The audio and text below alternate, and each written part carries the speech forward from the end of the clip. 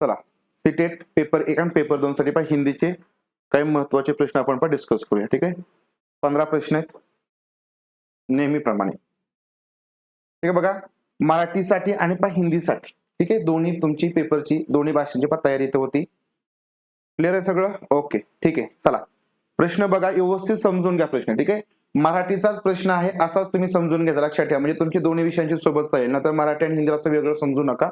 दोन्ही भाषा ठिकाणी आपल्याच आहेत, म्हणजे त्या दोन्हींची तयारी होत असते. बरोबर. बघा काय म्हटलंय, उत्तर प्रदेश के पूर्वी भाग में, उत्तर प्रदेशाचा जो पूर्वी भाग आहे त्याच्यामध्ये बोली जाने वाली हिंदी उत्तर प्रदेश के पश्चिमी भाग में बोली जाने वाली हिंदी से भिन्न है. म्हणजे पूर्व भागातली जी हिंदी आहे ती आणि त्याच्यानंतर जी उत्तर प्रदेश के पश्चिमी, ठीक आहे, पश्चिमी भाग आहे, पूर्व भाग आणि पश्चिमी भाग याच्यामध्ये काय बोली जाणारी हिंदी आहे ते काय वेगवेगळे आहे. इस भिन्नता को किस रूप में जाना जाता, हे जे काही वेगळं पण आहे, बरोबर ना. भाषा बोलण्यामध्ये काय असतं, वेगळं पण असतं, तर त्याला काय म्हटलं जाईल. वे हिंदी की बोली आहे, वे विभिन्न भाषा है, वे हिंदी की एक बोली से संबंध रखती है, वे आने वाले समय में विभिन्न भाषाओं का दर्जा प्राप्त कर लेंगे. सांगा व्यवस्थित, बघा समजून घ्या प्रश्न. आपण मराठीमध्ये असे प्रश्न बघितले, मग हिंदीमध्येच काय अडचण येते बरं.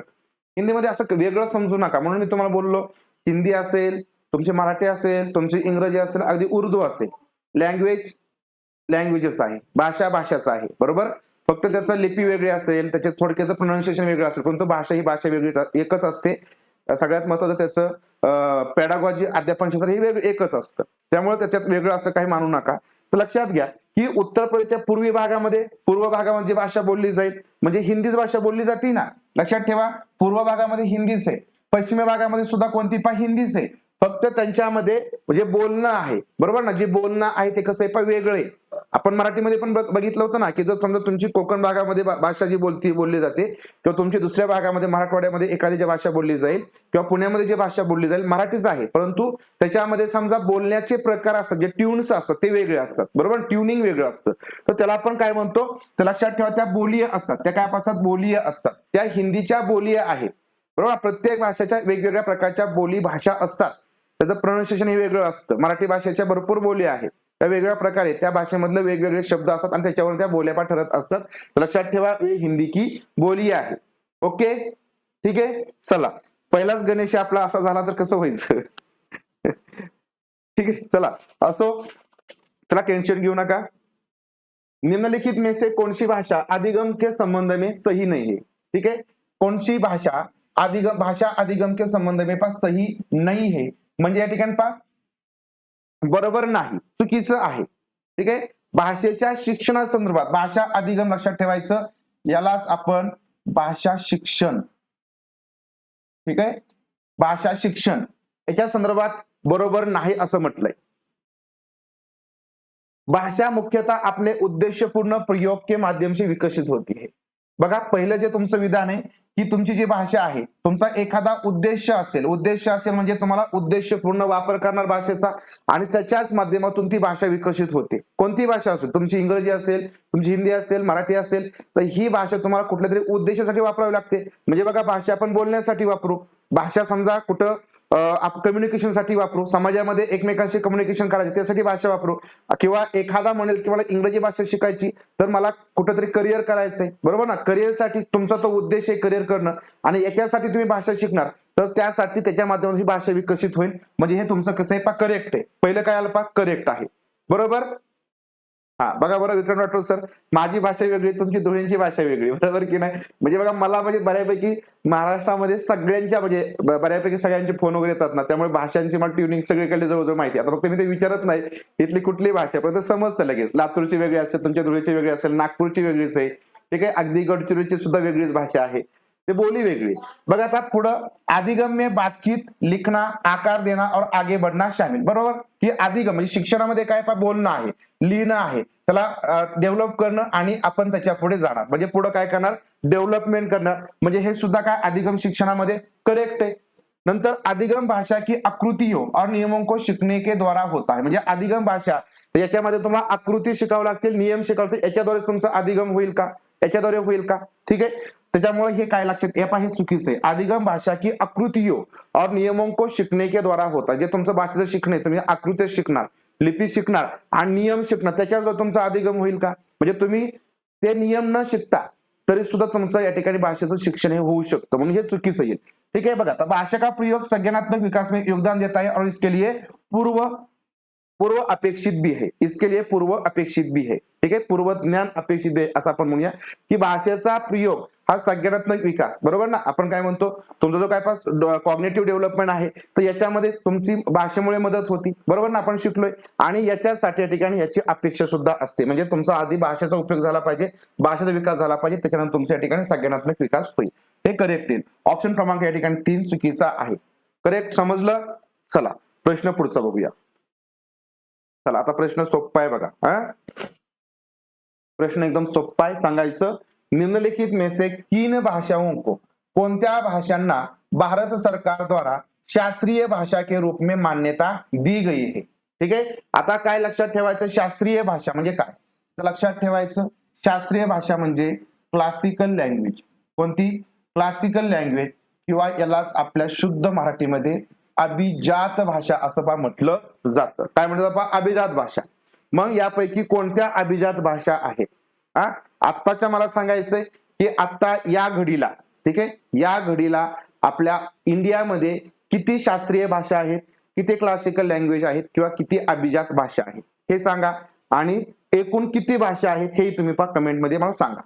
ठीक आहे, तर बघा यामध्ये या पर्यायानुसार, या पर्यायानुसार लक्षात ठेवायचं संस्कृत.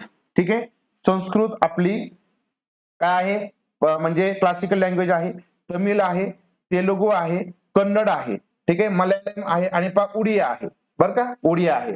आता एक लक्षात ठेवा, आता हा जो प्रश्न आहे हा प्रश्न जुना आहे, त्यामुळे इथं कन्फ्युज होऊ नका. संस्कृत, तमिळ, तेलुगू, कन्नड, मराठी आणि उडिया. ठीक आहे, हिंदी, तेलुगू, कन्नड, मल्याळम, संस्कृत आणि उडिया. आता लक्षात ठेवायचं हिंदी ही अजून आपली संस्कृत म्हणजे सॉरी शास्त्रीय भाषा नाही, डोगरी नाही, ठीक आहे, डोगरी भाषा अजून नाही आणि मराठी नाही. ठीक आहे, म्हणजे हा प्रिव्हियस इयरचा आहे, आता आहे परंतु हा प्रिव्हियस इयरचा प्रश्न आहे, म्हणून लक्षात ठेवा ऑप्शन क्रमांक 4. ठीक आहे, आता जर तुम्हाला प्रश्न विचारला गेला तर तुम्हाला मी इथं माहिती देतो की एकूण किती भाषा आहेत. तर एकूण लक्षात ठेवायचं अभिजात भाषा किंवा काय आपण त्याला म्हणायचं शास्त्रीय भाषा, एकूण अभिजात भाषा असतात आहेत 11. ठीक आहे, म्हणजे आजच्या डेटला, बरं का, आजच्या डेटला, तो प्रिव्हियस इयरचा होता म्हणून मराठी त्याच्यामध्ये येणार नाही, आजच्या डेटला 11 आहेत. ठीक आहे, आता याच्यामध्ये एकूण 11 भाषा आहेत. कोणकोणत्या 11 भाषा आहेत त्या बघा. पहिली भाषा तमिळ आहे. पहिली भाषा कोणती? तमिळ आहे. या भाषेला 2004 मध्ये सगळ्यात आधी कोणत्या भाषेला दर्जा मिळाला हे विचारलं जातं पा. ठीक आहे, सगळ्यात आधी तमिळ भाषा 2004 ला, नंतर संस्कृत भाषा 2005 ला मिळालाय, नंतर कन्नड भाषेला 2008 ला मिळालाय, तेलुगू भाषेला 2008 मध्ये मिळाला. ठीक आहे, म्हणजे या दोन्ही भाषांना एकाच वर्षी मिळालाय. मल्याळमला 2013 मध्ये, ओडिया किंवा ओडिया एकच 2014 मध्ये मिळाला आणि 2024 मध्ये एकूण 5 भाषांना एकाच वेळेस या अभिजात भाषेचा दर्जा दिला गेलाय. त्याच्यामध्ये आपली मराठी भाषा आहे, बरोबर ना, मराठी भाषा आहे, त्यानंतर पाली भाषा आहे, प्राकृत भाषा, आसामी भाषा आणि बंगाली. ठीक आहे, या 5 ज्या भाषा आहेत त्या 2024 मध्ये अभिजात भाषेचा दर्जा दिलेल्या आहेत. लक्षात आलं. तर अशा प्रकारे एकूण किती भाषा आहेत? 11 भाषा आत्ताच्या वेळेनुसार, आत्ताच्या डेट अनुसार एकूण 11 भाषा आहेत. मग लक्षात ठेवायचं एकूण 11 भाषा, काय काय नाव आहे ते लक्षात ठेवा. ओके, समजलं. चला प्रश्न पुढचा, प्रश्न क्रमांक 4. शिक्षा में मातृभाषा आधारित बहुभाषिकता का क्या अर्थ है? शिक्षा में मातृभाषा आधारित, ठीक आहे, शिक्षणामध्ये मातृभाषेवर आधारित बहुभाषिकता याचा काय अर्थ होतो? राठोड सर 22 नाही, 22 नाही. शिक्षा में मातृभाषा आधारित बहुभाषिकता का क्या अर्थ है? शिक्षार्थी अपने मातृभाषा में विद्यालय शिक्षा आरंभ करते हैं और जैसे जैसे आगे बढ़ते हैं उसमें और अधिक भाषा जोड़ते हैं. म्हणजे शिक्षार्थी काय करतात, मुलं मातृभाषेमधून आपली विद्यालय शिक्षा या ठिकाणी सुरुवात करतात आणि जसजसं पुढे जातील तसतसं त्याच्यामध्ये अजून ज्या भाषा आहेत त्या ठिकाणी ऍड करत जातात. ठीक आहे, ऍड करत जातात. शिक्षार्थी अपने सभी विषय में अपनी मातृभाषा में पढ़ते हैं.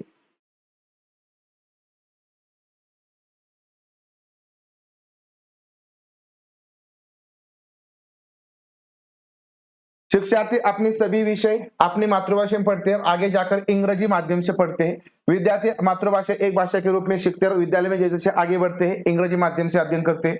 शिक्षार्थी कक्षा 1 से इंग्रजी सीखते हैं और विद्यालय के माध्यमिक स्तर से भारतीय माध्यम से इंग्रजी माध्यम से माध्यम अपनाते हे ते चुकीचं आहे। तर लक्षात ठेवा, मातृभाषा आधारित बहुभाषिकता अशी कन्सेप्ट असते की ज्याच्यामध्ये आपण काय करतो असतो, म्हणजे शाळेमध्ये सुरुवातीची जे टप्पा असतो म्हणजे पहिलीमध्ये प्रवेश घेतल्यावर मातृभाषेतून शिक्षण आपण घेतो आणि त्याच्यानंतर हळूहळू काय करतो, एक एक भाषा आपण त्याच्यामध्ये ऍड करत असतो। त्याला म्हणायचं मातृभाषेवरून सुरुवात केली, शाळेला सुरुवात केली भाषेवरून आणि त्याच्यावर आधारित आपण इतर भाषा ठिकाणी शिकणं म्हणजेच त्याला म्हणायचं मातृभाषा आधारित बहुभाषिकता।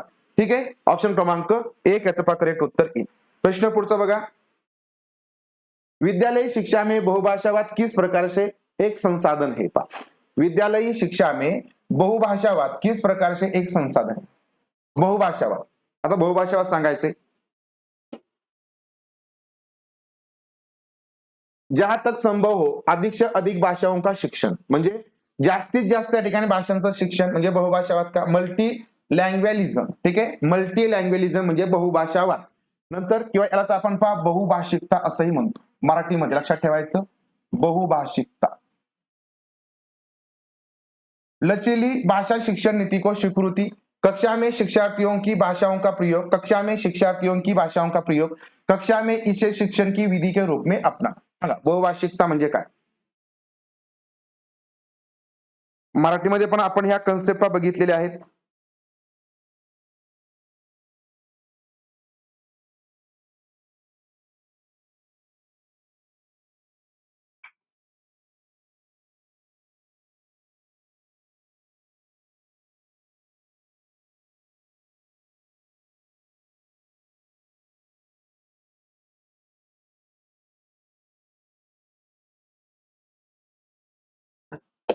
काय बहुभाषिकता, आपण वर्गामध्ये काय करत असतो बहुभाषिकता, तर ही एक कन्सेप्ट आहे। तर याचा अर्थ असा असतो की आपल्या वर्गामधील आपल्या शाळेमधील विद्यार्थ्यांची जी काय भाषा असेल, म्हणजे आपल्या वर्गामध्ये प्रत्येक म्हणजे वेगवेगळ्या भाषा असणारे विद्यार्थी असू शकतात। हिंदी भाषा विद्यार्थी असतील, संस्कृत भाषावाले असतील, उर्दू भाषावाले असतील, मराठी भाषावाले असतील, इंग्रजी म्हणजे मातृभाषा असणारे विद्यार्थी असतील, बरोबर ना। प्रत्येकाची मातृभाषा ही वेगवेगळी असू शकते। आता काही ठिकाणी फक्त मराठी भाषिकच असतील, काही ठिकाणी मराठी किंवा हिंदी किंवा उर्दू भाषिक असू शकतात।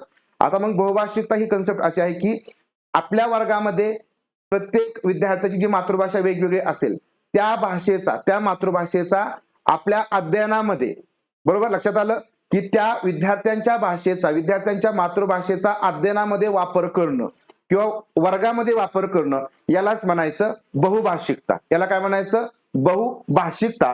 म्हणजे लक्षात ठेवा, कक्षा में शिक्षार्थियों की भाषा का प्रयोग म्हणजे वर्गामध्ये विद्यार्थ्यांच्या भाषेचा वापर करणं म्हणजे असतं पहा बहुभाषिकता। ह्यालाच हिंदीमध्ये पहा बहुभाषावाद असं म्हणायचं।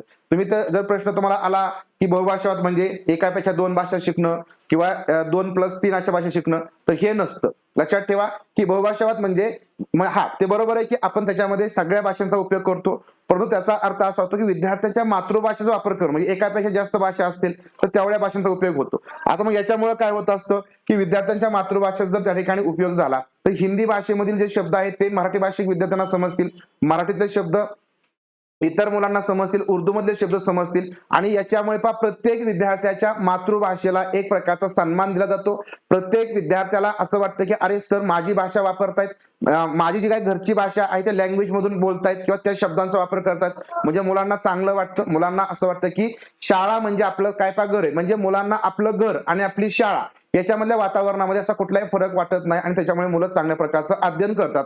यासाठी ही पहा बहुभाषिकता कन्सेप्ट असते। लक्षात आलं, ऑप्शन क्रमांक 3। चला प्रश्न पुढचा, प्रश्न क्रमांक 6।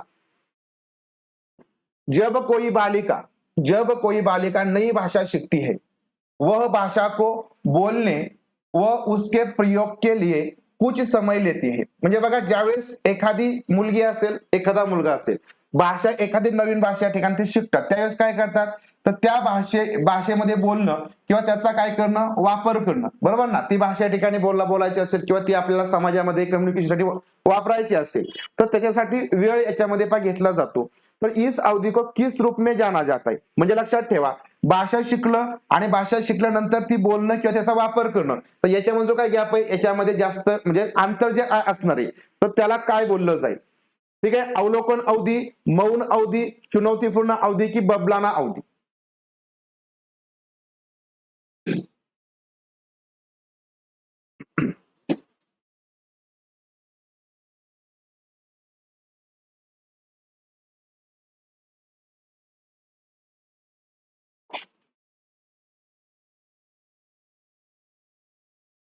तर लक्षात घ्या, बरोबर, या ठिकाणी काय झालं, भाषा शिकली गेली. ठीक आहे, भाषा ती शिकली, काय झालं, भाषा शिकली. आता भाषा शिकल्यानंतर, बरोबर ना, म्हणजे बघा आपण पण एखादं स्किल आहे ते शिकतो.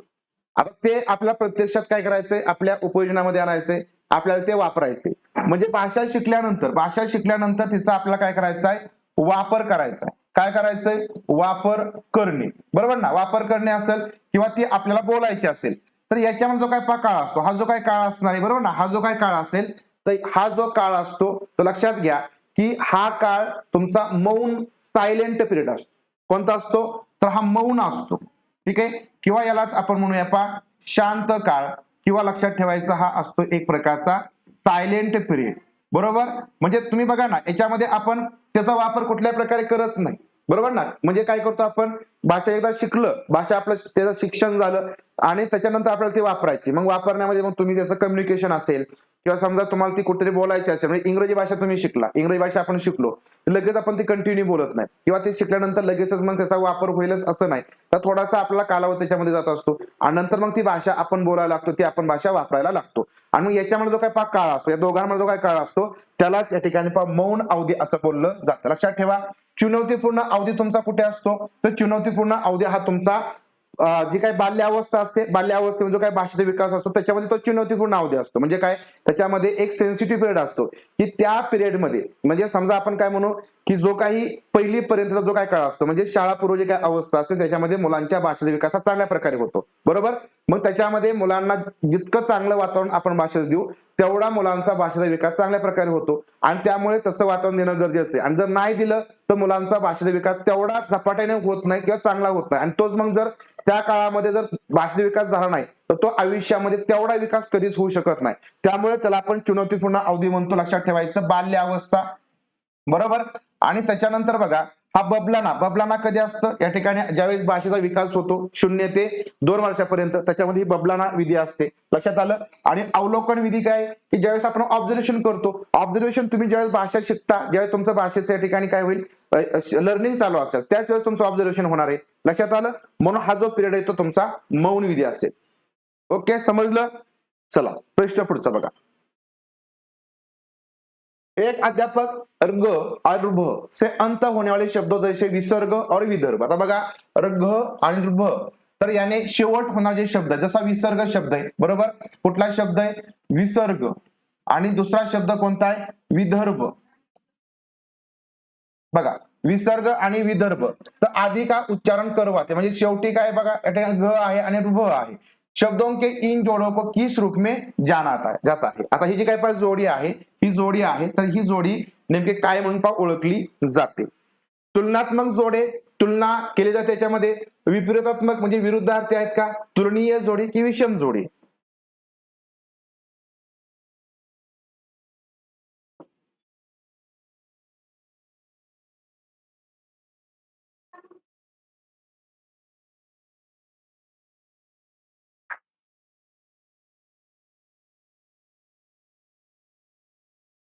बघा आपल्याला मुलांना काय शिकवायचंय, की जे काही शेवटचे 2 अक्षर आहेत ना, हे शेवटचे 2 अक्षर आहेत, बरोबर ना.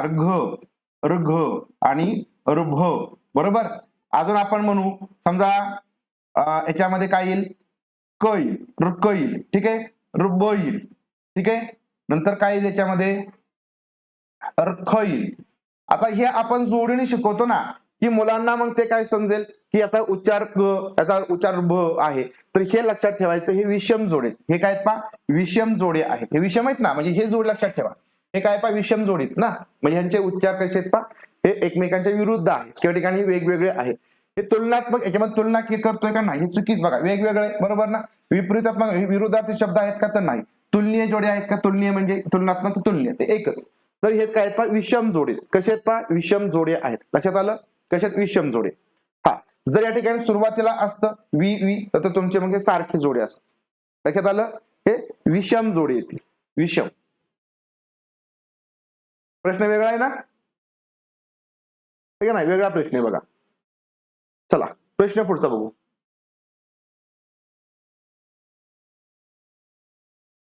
गौरव गिजूभाई बदेका की छोटी छोटी कहानियां पसंत करतात. आता गौरव काय करतोय, गौरवला जे काय गिजूभाई बदेकाच्या छोट्या छोट्या कहानियां गोष्टी आहेत त्या त्याला आवडतात.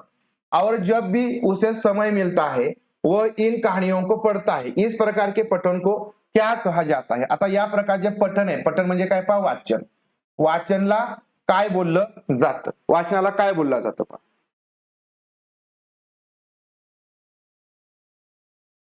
तुलनात्मक म्हणजे पहा तुलना म्हणजे त्याच्यामध्ये वेगवेगळं पण असेल, तुलना केली जाईल. ठीक आहे, तुलना केली जाईल. आणि तुलनीय म्हणजे तेच बघा, तुलना करणारे शब्द तुलनीय शब्द. सरसरी तौर पर पढ़ना, बारीकी से पढ़ना, विस्तार से पढ़ना, तीव्रता से पढ़ना. बघा सोपा प्रश्न आहे, एकाचाही चुकता कामा नाही. बघा एकाचाही चुकता कामा नाही. आपण बघा तुम्हाला काय म्हटले तर पसंत, बरोबर ना. पसंत आलं ना म्हणजे तुमच्या आवडीसाठी त्या ठिकाणी तुम्हाला आवड आहे, आवड वाढावी म्हणून तुम्ही जे कुठलंही वाचन करता, वाचन करतो त्याला आपण काय म्हणतो, विस्तारित वाचन म्हणतो. काय म्हणतो, एक्सटेन्सिव्ह रिडिंग म्हणतो. लक्षात ठेवायचं, एक्सटेन्सिव्ह रिडिंग. तर हे तुमचं आवडीसाठीचं वाचन असतं. कादंबरी वाचन असेल, गोष्टीची पुस्तकं वाचन असतील, कहाणी वाचन असेल, हे सगळं तुमचं विस्तृत वाचनामध्ये पहा येतं. ठीक आहे. आणि स्कॅनिंग आणि पहा स्किमिंग. ठीक आहे, लक्षात आलं. विस्तार से पढ़ना येईल, ऑप्शन क्रमांक 3 विस्तारित वाचन आहे. म्हणजे आवडीसाठी, गोष्टी आवडीसाठी वाचत असतील, कादंबरी तुम्ही आवडीसाठी वाचता, विरंगुळा मिळवण्यासाठी वाचन करता, तर ते तुमचं विस्तृत वाचन असतं. किंवा ज्या वाचनाला खूप असा वेळ लागतो, खूप वेळ लागतो, ते तुमचं विस्तृत वाचन आहे. लक्षात आलं. चला प्रश्न पुढचा. निम्नलिखित में से कौन सा अंतक्रियात्मक परिकल्पना का समर्थन नहीं है.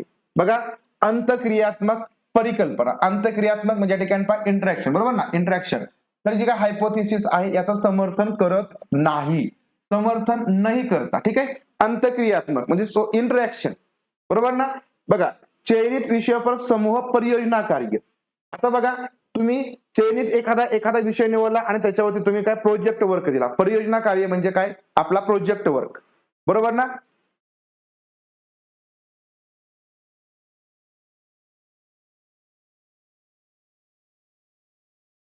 अजून नाही समजलं सर. राठोड सर आपला तो पाठीमागचा एकदा व्हिडिओ बघून घ्या का तुम्ही. तुम्ही किमान 2-3 वेळा तो व्हिडिओ बघून घ्या. आपल्याला ते वाचनाचं झालंय, व्यवस्थित झालंय, ते तुम्ही लिहून ठेवा. तुम्हाला म्हटलं होतं की लिहून ठेवा, ते शब्द लिहून ठेवा.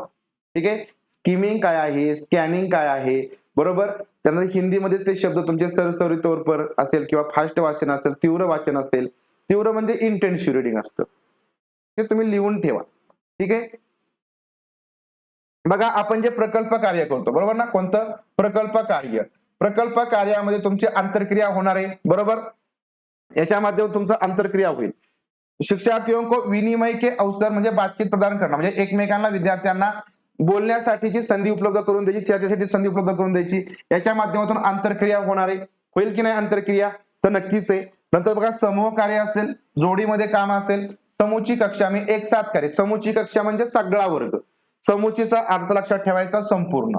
कोणता वर्ग, संपूर्ण वर्ग असेल तर याच्यामध्ये आपण एक साथ सगळ्यांसोबत काम करतो, म्हणजे याच्यामध्ये सुद्धा इंटरॅक्शन होईल, तुमची आंतरक्रिया होईल, बरोबर. परंतु आता बघा 4 मध्ये काय म्हटलंय, अध्यापक द्वारा व्याख्यान और श्रुतलेख, म्हणजे अध्यापक शिक्षकाद्वारे फक्त आपण काय करायचं, व्याख्यान ऐकतील मुलं आणि फक्त ते श्रुतलेखन करतील. याच्या माध्यमातून कुठल्या प्रकारचं आंतरक्रिया होणार आहे का, तर आंतरक्रिया होणार नाही.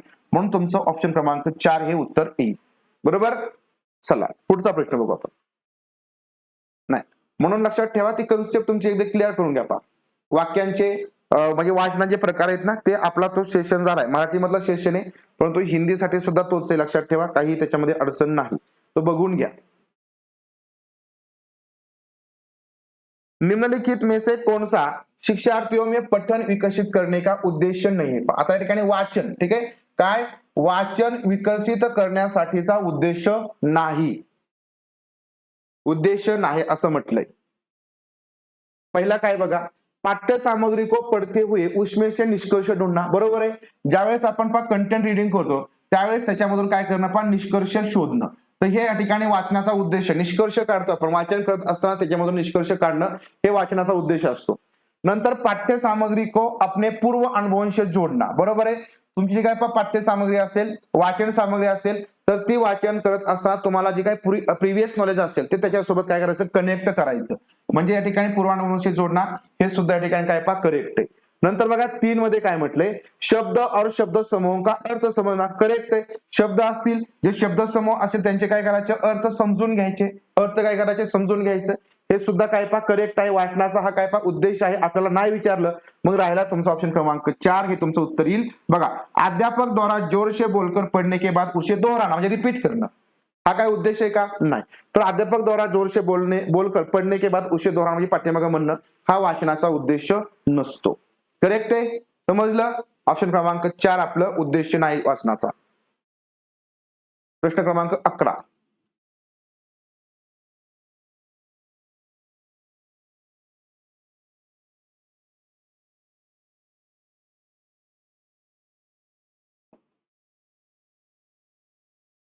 आस्था कक्षा 6 में एक वाक्य का उदाहरण देकर व्याकरणिक अवधारणा मिश्रित वाक्य की पहचान करवा रही है. आता बघा या ठिकाणी एक व्याकरणाची कन्सेप्ट आहे, ठीक आहे. वर्ग आहे 6वीचा आणि या ठिकाणी मिश्रित वाक्य, जे मिश्र वाक्य आहे तर ते या ठिकाणी ओळख त्याची करून द्यायचं चालू आहे.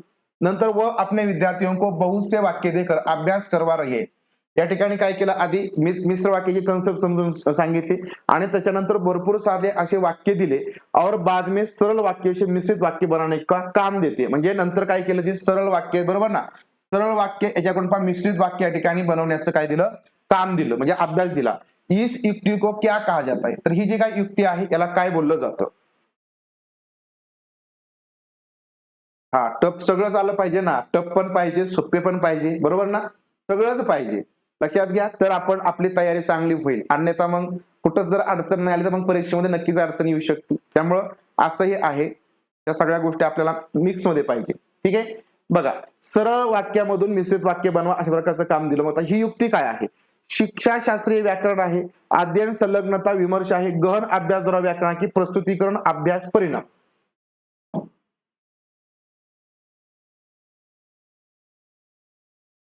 बघा, हे फक्त वरचं व्यवस्थित वाचा, तुम्हाला लगेच अर्थ लागेल. बघा,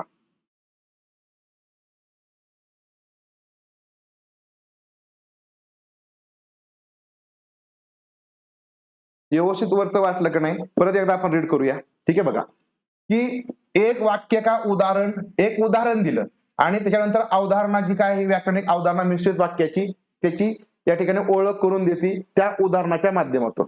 बरोबर, काय करा, उदाहरणाच्या माध्यमातून. नंतर बघा, म्हणजे इथं लक्षात ठेवा, आपण लिहूया.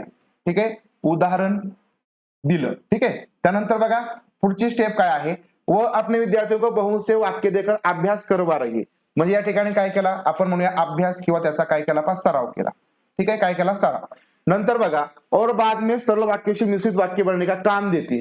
म्हणजे याला आपण काय म्हणू, होमवर्क म्हणू. ठीक आहे. आपल्या भाषेमध्ये काय म्हणू, होमवर्क म्हणू.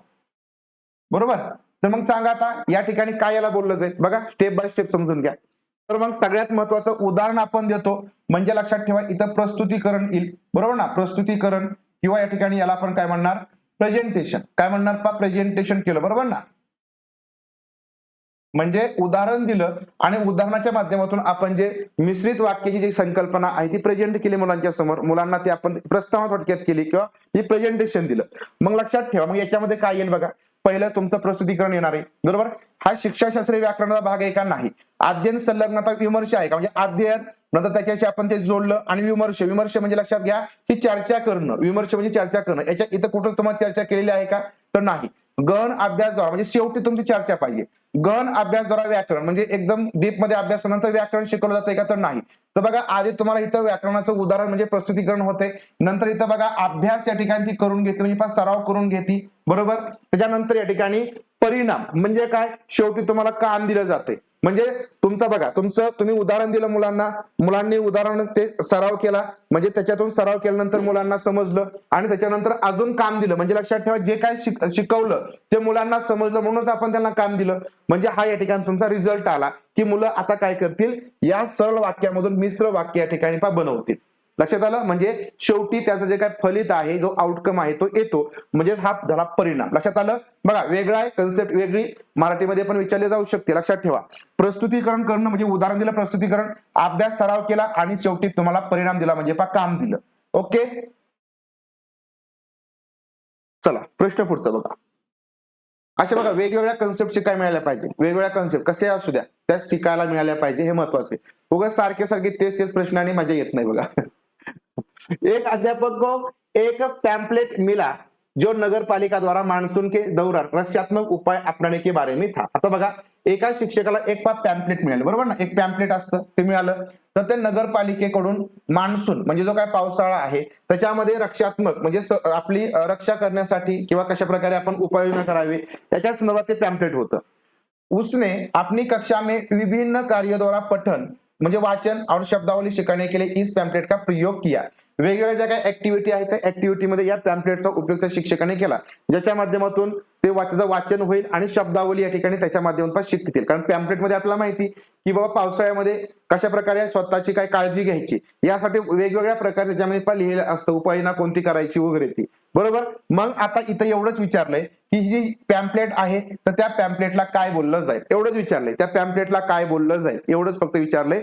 मग ती प्रामाणिक सामग्री, आविष्कृत सामग्री, भाषा अधिगम के लिए कार्य के डिकोडिंग निवेश काय सगळ्यांना आलं पाहिजे. या बघा की आपल्या शासनाचे म्हणा किंवा जे काही गव्हर्नमेंट बॉडी असेल तिथली, तर त्यांनी जे काय सगळं छापलेले असतात तुमचे म्हणजे अशा प्रकारचे बॅनर असतात. बॅनरवरती बघा डेंग्यू पासून वाचण्यासाठीचे उपाय असतील किंवा समजा आता बघा स्वाईन फ्लू असेल किंवा मग चिकनगुनिया असेल, कुठलेही आजार असतील, पावसाळा सुरू झाला की त्या संदर्भात एक बोर्ड लावले जातात किंवा पॅम्पलेट वाटप होते. तर त्या पॅम्पलेटचा जर शाळेमध्ये आपण एक शिक्षणासाठी उपयोग केला किंवा एखादी पण जाहिरात असेल त्या जाहिराती सुद्धा आपण जर उपयोग केला तर त्याचा अर्थ ती एक प्रामाणिक सामग्री असते. प्रामाणिक सामग्री म्हणा किंवा त्याला आपण प्रमाणित सामग्री म्हणा किंवा त्याला आपण अधिकृत सामग्री म्हणा, म्हणजे ती एक अधिकृत सामग्री असतात. अधिकृत सामग्री काय म्हणायचं, कारण लक्षात ठेवा शासनाने म्हणजे थोडक्यात नगरपालिकेने ज्या काही भाषेचा उपयोग त्या पॅम्पलेटमध्ये केलेला असतो तर ती एक अधिकृत भाषा असते. कुठल्याही प्रकारे त्याच्यामध्ये मिस्टेक असत नाही. त्यानंतर ती एक आपण नैसर्गिक भाषेमध्ये लिहिलेलं असतं आणि त्याच्यामध्ये काही शब्द संग्रह असतात ते मुलांना शिकायला मिळतात आणि म्हणून ती एक अधिकृत सामग्री असते. मग अधिकृत सामग्रीमध्ये तुमचे न्यूजपेपर येतील, बरोबर, न्यूजपेपर येतील. नंतर लेखकांनी जे काही पुस्तकं लिहिलेली असतात त्यांची जी त्यांच्या नैसर्गिक भाषेत असतील ती पुस्तके तुमची काय असतील, एक अधिकृत सामग्री असेल. त्यानंतर अशा प्रकारचे काय पॅम्पलेट म्हणजे शासकीय जे काय सगळे तुमच्या शाळेमध्ये येतील किंवा समजा वाटप होईल शासनाचे जे काय सगळे, मग त्याच्यामध्ये या ठिकाणी मुली शिकवा, त्यानंतर या ठिकाणी दुसरे अजून बघा बऱ्याच प्रकारचे वेगवेगळ्या पॅम्पलेट छापलेले असतात. तर ते सगळे काय येतील तुमच्या अधिकृत सामग्रीमध्ये येतील, ते प्रामाणिक सामग्रीमध्ये येतील. लक्षात आलं. ऑप्शन क्रमांक 1. बाकीचा कुठलाही याच्यामध्ये अर्थ लागत नाही. प्रश्न 13. एक अध्यापक ने कक्षा 7 के विद्यार्थियों को कहा कि वे समूह बनाकर ऐसे विषय थीम का चयन करें जिसके अंतर्गत अपने शहर और आसपास के स्थानों से जुड़े आंकड़ों एकत्र करें, अपने मित्रों के साथ उन पर चर्चा करें और रिपोर्ट तैयार करें. काय करायचं आहे, रिपोर्ट. बघा, एक अध्यापक ने कक्षा 7 के विद्यार्थियों कहा कि वे समूह म्हणजे काय करायचा, लक्षात ठेवा, ग्रुप बनवायचा. काय बनवायचा, ग्रुप. ठीक आहे. काय केला, ग्रुप केला, बरोबर. ठीक आहे, एक ग्रुप केला. ओके. नंतर ग्रुप केल्यानंतर काय केला, एक थीम निवडायची. काय निवडायची, एक थीम आपण निवडली, बरोबर. थीम निवडल्यानंतर त्याच्यामध्ये बघा आपला शहर आणि जे आसपासच्या स्थानांचे जेवढे आकडे आहेत ते एकत्र करायचे. म्हणजे काय करायची, शहर किंवा जे गाव असेल किंवा जे स्थान असेल तर त्याची काय करायची, माहिती गोळा करायची. काय करायची, याबद्दलची माहिती गोळा करणे, बरोबर, गोळा केली. त्यानंतर काय करायचं, त्याच्यावरती चर्चा करायची. या माहिती होती बघा, या माहितीवरती काय करायची, चर्चा करणं. आणि चर्चा केल्यानंतर यावरती एक रिपोर्ट म्हणजे अहवाल लिहायचा. काय लिहिणं, अहवाल लिहिणं, बरोबर. काय लिहिणं, अहवाल लिहिणं. तर लक्षात ठेवायचं मग हे जे काम आहे या कामाला काय म्हटलं जाईल, बरोबर. एक ग्रुप बनवला, एक थीम आपण निवडली, थीम मध्ये शहर, गाव किंवा स्थान असेल. थोडक्यात आपण काय म्हणू, एखादा किल्ला आहे, बरोबर ना, आपल्या गावाजवळ एखादा किल्ला आहे. त्या किल्ल्यामध्ये मुलं जातील, तिथे ती माहिती गोळा करतील, किल्ला कधीचा आहे, तो समजा कोणाच्या काळातला वगैरे आहे, ती सगळी माहिती गोळा करतील. माहिती गोळा झाल्यानंतर त्याच्यावरती ती चर्चा करते, त्याच्या ग्रुपमध्ये चर्चा होईल आणि ग्रुपमध्ये चर्चा झाल्यानंतर त्याच्यावरती काय एक रिपोर्ट लिहिला जाईल, एक अहवाल लिहिला जाईल. तर याला काय म्हटलं जातं, गृहकार्य म्हटलं जाईल, प्रदत्त कार्य म्हटलं जातं, परियोजना कार्य की सामाजिक विज्ञान केलीय कार्य. तर काय असतं हे, तर हे लक्षात ठेवायचं, प्रकल्प कार्य असतं. काय असतं हे, एक प्रकल्प कार्य असतं, एक आपण प्रोजेक्ट वर्क म्हणतो याला. ऑप्शन क्रमांक 3 हे एक. लक्षात ठेवायचं की तुम्हाला जिथं रिपोर्ट शेवटी सादर करायला सांगितला जाईल, रिपोर्ट सादर करायला सांगितलं जाईल, त्याच्यावरती चर्चा करायला सांगितली जाईल, तर तो तुमचा प्रकल्प कार्य असतो. कायम लक्षात ठेवा. प्रश्न क्रमांक 14, निम्नलिखित में से किसे पोर्टफोलियो आकलन कहेंगे. पोर्टफोलियो आकलन म्हणजे लक्षात ठेवायचं संचयिका मूल्यमापन. ठीक आहे, मूल्यमापन, संचयिका मूल्यमापन कशाला बोललं जाईल, संचयिका मूल्यमापन कशाला बोललं जाईल. विद्यार्थियों के विभिन्न अधिगम कार्यों का संग्रहीकरण व रिकॉर्ड रखना और उनके समग्र आकलन के लिए इनका उपयोग. म्हणजे विद्यार्थ्यांचे काही वेगवेगळी अधिगम कार्य, शिक्षणाची कामं असतील, त्याचं संग्रहीकरण, एकत्रीकरण करायचं, रेकॉर्ड ठेवायचं आणि उसके समग्र आकलन केले म्हणजे उनके समग्र म्हणजे संपूर्ण आकलनासाठी मूल्यांकनाचा वापर करायचा. शिक्षण अधिगम के लिए पूरे वर्षभर के दौरान प्रत्येक शिक्षार्थी के रिकॉर्ड का संग्रहीकरण म्हणजे पूर्ण वर्षभर प्रत्येक त्या विद्यार्थ्याचे काय रेकॉर्ड आहे त्याचं फक्त संग्रहकरण करायचं. नंतर शिक्षार्थियों की सत्रांत परीक्षाओं के उनके समग्र आकलन हेतु उपयोग म्हणजे जे काय सत्रांत परीक्षा असेल, बरोबर ना, जे काही टर्म एंड एक्झाम्स असतात त्याच्यामध्ये त्याचा आकलन करण्यासाठी उपयोग करायचा. पुरे वर्ष और औपचारिक परीक्षेद्वारा आकलन करायचं. बघा बरं, काय नेमकं काय झालं, पोर्टफोलिओ आकलन नेमकं का बरं लक्षात आलं नाही का अजून. पोर्टफोलिओ आकलन नेमकं काय आहे बघा. पोर्टफोलिओ ही तुमची कन्सेप्ट माहिती ना. पोर्टफोलिओ म्हणजे काय असते लक्षात ठेवा, एक अशा प्रकारची फाईल असते. ठीक आहे, काय असते पा, एक फाईल असते, एक फाईल आहे. ठीक आहे, हे काय असते पा, फाईल असते. याला आपण पोर्टफोलिओ असं म्हणतो. ठीक आहे, पोर्टफोलिओ म्हणतो. लक्षात आलं, याला म्हणणार आपण पोर्टफोलिओ किंवा याला आपण संचिका म्हणतो. संचिका. ठीक आहे, याच्यामध्ये काय असतं की विद्यार्थ्यांची वर्षभर जे काही काम करतील तर त्याचं काय असतं पा, रेकॉर्ड ठेवलं जातं. ठीक आहे, रेकॉर्ड ठेवलं जातं.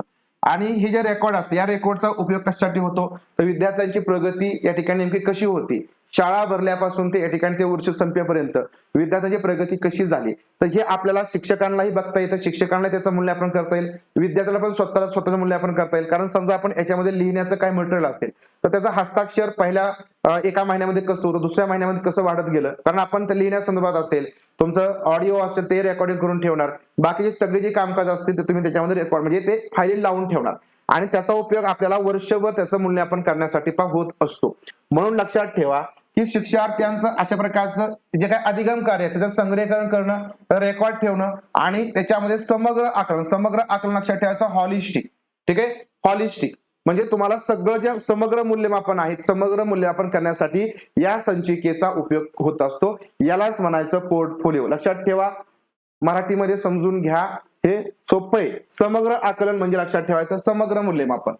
समग्र मूल्यमापन म्हणजे थोडक्यात सर्वांगीण समग्र मूल्यमापन किंवा यालाच आपण काय म्हणू, सर्वांगीण मूल्यमापन. यासाठी या पोर्टफोलिओचा या ठिकाणी काय होतो, उपयोग केला जातो. तर हेच आहे तुमचं संचिका मूल्यमापन किंवा पोर्टफोलिओ मूल्यमापन. ठीक आहे, तुम्ही ऑप्शन क्रमांक 2 दिला की शिक्षण अधिगम के लिए पूरे वर्षभर के दौरान प्रत्येक शिक्षार्थी के रिकॉर्ड का संग्रहीकरण. हे सुद्धा एका अर्थाने करेक्ट आहे, परंतु याच्यापेक्षा हे या ठिकाणी त्याचा अर्थ व्यवस्थित सांगते की तुम्ही फक्त संग्रह करायचा नाही, रेकॉर्ड ठेवायचा नाही, तर त्याचा उपयोग तुम्हाला मूल्यमापनासाठी करायचा आहे, सर्वांगीण मूल्यमापनासाठी. म्हणून तुमचं पहिलं उत्तर हे सगळ्यात करेक्ट आहे. लक्षात आलं, 2 हे तर करेक्ट आहे, परंतु जर तुम्हाला आता 2 उत्तर येत असतील तर तुम्हाला लक्षात ठेवा याच्यापेक्षा याच्यामध्ये जास्त आहे ना, याच्यामध्ये पण सगळं तुमचं संग्रहीकरण करायचं, रेकॉर्ड फक्त इथं बघा, इथं रेकॉर्ड करायचं, संग्रहीकरण करायचं त्या कार्याचं, बरोबर ना, कार्याचं, आणि सगळ्यात महत्त्वाचं समग्र आकलन सुद्धा करणं हे त्याच्यामध्ये आलं पाहिजे. त्यामुळं दुसरं या ठिकाणी येणार नाही. ठीक आहे, दुसरं इथं येणार नाही. दुसरं तुम्ही उत्तर दिलं तर चुकणार. या प्रश्नाच्या बाबतीमध्ये हे दुसरं चुकीचं आहे. समजलं का? हे तुमचं तेवढं बरोबर नाही ना, लक्षात ठेवा. हा, याचा अर्थ तोच आहे, फक्त रेकॉर्ड ठेवणं. याच्यामध्ये फक्त रेकॉर्ड ठेवणं म्हणले, पण रेकॉर्ड ठेवणं म्हणजे तुमचं फक्त पोर्टफोलिओ. इथं आकलन शब्द आलाय ना, लक्षात आलं? इथं आकलन शब्द आहे की नाही सांगा बरं? आकलन शब्द आलाय ना, मग तुमचं फक्त रेकॉर्ड ठेवून चालेल का? त्याचं तुमचं आकलन पण झालं पाहिजे ना. बघा बरं, शब्दाचा अर्थ इथं याच्यामध्येच तुम्हाला याचं उत्तर सापडतंय. पोर्टफोलिओ म्हणजे तुमचा संग्रह झालं, करेक्ट आलं. पुढं आकलनाचं काय? ह्याच्यामध्ये आकलनाचा उल्लेखच नाही. दुसरं तुमचं कसं बरोबर येईल? दुसरं बरोबर येणार नाही. समजलं? चला पुढे बघू. प्रश्न क्रमांक 15. निम्नलिखित में से कौन सा सांकेतिक भाषा के संदर्भ में सही है? सांकेतिक भाषा म्हणजे साइन लँग्वेज, त्याला आपण काय म्हणू पा? खुणांची भाषा म्हणूया. ठीक आहे, खुणांची भाषा. तर याच्यामध्ये सही आहे, सांगा खुणांच्या भाषेत सांगा. सांकेतिक भाषा की व्याकरण होते, सांकेतिक भाषा असते, बरोबर? सांकेतिक भाषेचं काय असतं? व्याकरण असतं. तर व्याकरण असतं, करेक्ट आहे, बरोबर. सांकेतिक भाषेचं काय असतं? व्याकरण असतं. सांकेतिक भाषा में व्याकरण नाही होता, तर नाही होता म्हटले आपण, जर पहिलं बरोबर दुसरं चुकीचं आहे. सांकेतिक भाषा असते तर व्याकरण असतं, बरोबर ना? जी खानाखुणांची भाषा असते त्याचं व्याकरण असतं. सांकेतिक भाषा हावभाव का समज. सांकेतिक भाषा म्हणजे फक्त या ठिकाणी हावभाव आहे का? त्या ठिकाणी हावभाव नसतात. पुरे विश्व में एक ही तरह की सांकेतिक भाषा आहे तर नाही, तर वेगवेगळ्या प्रकारची सांकेतिक भाषा असते. जशी बोलणारी आपली जी काही बोली भाषा असते ती वेगवेगळी असते, तशी सांकेतिक भाषा पण वेगवेगळी असते. आणि फक्त सांकेतिक भाषा म्हणजे हावभाव नसतात, तर त्याच्यामध्ये तुमचं व्याकरण असतं, बरोबर का? त्याच्यामध्ये काही महत्वाच्या गोष्टी आपण साईन देत असतो, बरोबर ना? त्याच्या माध्यमातूनच या ठिकाणी ती भाषा बोलली जाते. म्हणजे इथं फक्त हेच उत्तर या ठिकाणी करेक्ट आहे की या ठिकाणी सांकेतिक भाषेचं व्याकरण असतं. ठीक आहे, समजलं? बघा काही कन्सेप्ट या ठिकाणी तुम्हाला नवीन वाटल्या असतील, परंतु त्या शिकण्यासाठी असतात. म्हणून उलट तुम्ही अशी काय म्हणा की असं तुमच्या पुढे आलं पाहिजे की अरे नवीन प्रश्न काहीतरी आला पाहिजे. नवीन प्रश्न आला म्हणजे नवीन कन्सेप्ट शिकायला मिळणार आहे, आणि ती नवीन कन्सेप्टच तुम्हाला येणाऱ्या परीक्षेमध्ये नवीन वेगळे प्रश्न सोडवण्यासाठी पण मदत करते. ठीक आहे, कोणता तिसरा पॉईंट नाही? नाही, सांकेतिक भाषा हावभाव नसतात ना त्याच्यामध्ये. हावभाव म्हणजे काय लक्षात ठेवा? खानाखुणांची भाषा. हावभाव म्हणजे आपण तुम्ही हे करणं वगैरे, बोलणं वगैरे, ठीक आहे, ते येईल. परंतु याच्यामध्ये हावभाव का समूह फक्त म्हटलंय, ठीक आहे, समूह म्हटलंय, त्याच्यामुळे या ठिकाणी ते तुमचं करेक्ट नाही ना. ठीक आहे, सांकेतिक भाषा हावभाव का समूह. हावभाव म्हणजे त्याला आपण काय म्हणू? तुम्ही फक्त एखादा हावभाव करणं, मग तुम्हाला तिथं त्याचं तुम्हाला समजलं पण पाहिजे ना. मग सांगा बरं, आता हे तुम्हाला समजतंय का? हावभाव केलं म्हणजे काय? आपण ते न बोलणारे पण हावभाव करतील, परंतु जी सांकेतिक भाषा असते ना, जे साइन लँग्वेज असते, तर त्याच्यामध्ये तो वेगवेगळ्या प्रकारचे काय असतात, त्याला काय म्हणतात, खुणा असतात. खुणा असतात की त्याच्यामध्ये तुम्ही काय बोलायचं, तुम्ही काय त्याचा अर्थ काय निघेल, तर ते त्याच्यामध्ये असतं. पण तो हावभावाचा समूह त्याच्यामध्ये नसतो. ठीक आहे, साइन लँग्वेज मध्ये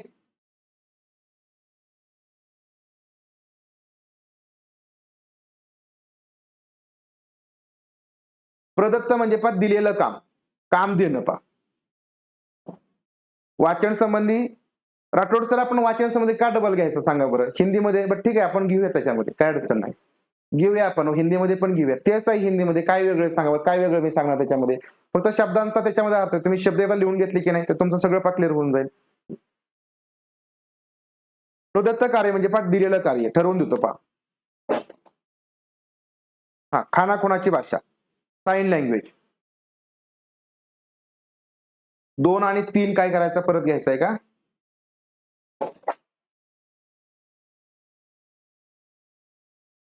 हावभाव असतात, बरोबर आहे, हावभाव असतात, म्हणून त्याला आपण साइन लँग्वेजेस म्हणेल असं नाही ना, बरोबर ना? साइन लँग्वेज म्हणाल असं नाही. त्यामुळे फक्त इथं ऑप्शन क्रमांक 1च पा करेक्ट येईल, म्हणजे आन्सर की अनुसार. ठीक आहे, दुसरा आणि कितवा? पहिला आणि दुसरा म्हटलंय का?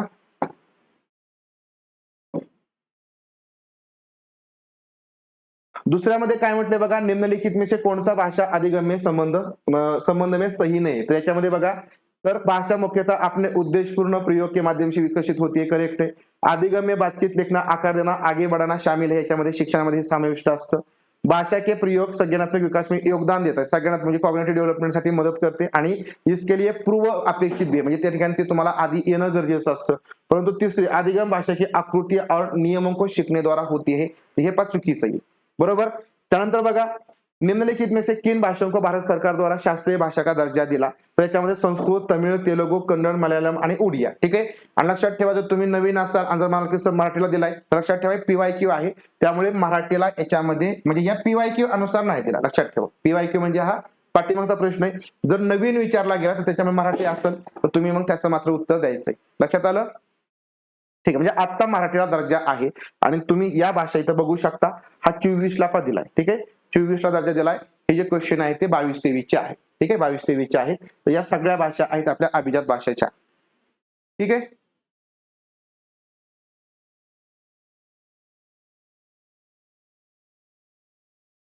हा बघा पहिला काय आहे की उत्तर प्रदेश की पूर्वी भाग में म्हणजे पूर्व भागामध्ये बोलली जाणारी हिंदी भाषा आणि उत्तर प्रदेशच्या पश्चिम भागामध्ये उत्तर प्रदेश बघा एकच राज्य आहे. उत्तर प्रदेशच्या पूर्व भागामध्ये आणि पश्चिम भागामध्ये हिंदी भाषा बोलली जाते तर त्याच्यामध्ये जी बोली आहे त्यांच्यामध्ये काय बोललं जाणं जे प्रोनाउन्सिएशन असतं त्याच्यामध्ये काय असतो पहा फरक असतो.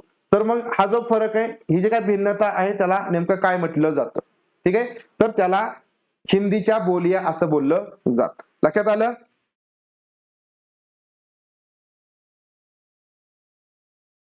हो चालतील मग वंदना मॅडम चालेल नाही काही अडचण नाही. रेकॉर्डेड तुमच्यापर्यंत राहतील ते तुम्ही कधीही बघून घ्या. ठीक आहे. कधीही बघून घ्या. तुमच्याकडे तुम्ही काय करा सध्या TET कडे कॉन्सन्ट्रेशन करा. 15-20 दिवस राहिले आहेत तर त्याच्याकडे तुम्ही कॉन्सन्ट्रेशन करा. सीटेट तुम्ही नंतर रेकॉर्डेड बघून घ्या. काही अडचण नाही. ठीक आहे. थांबूया आपण इथं. तुमचा स्कोर इथं पहा कमेंट करा. ही तुमचा स्कोर आला हे पहा कमेंट करा.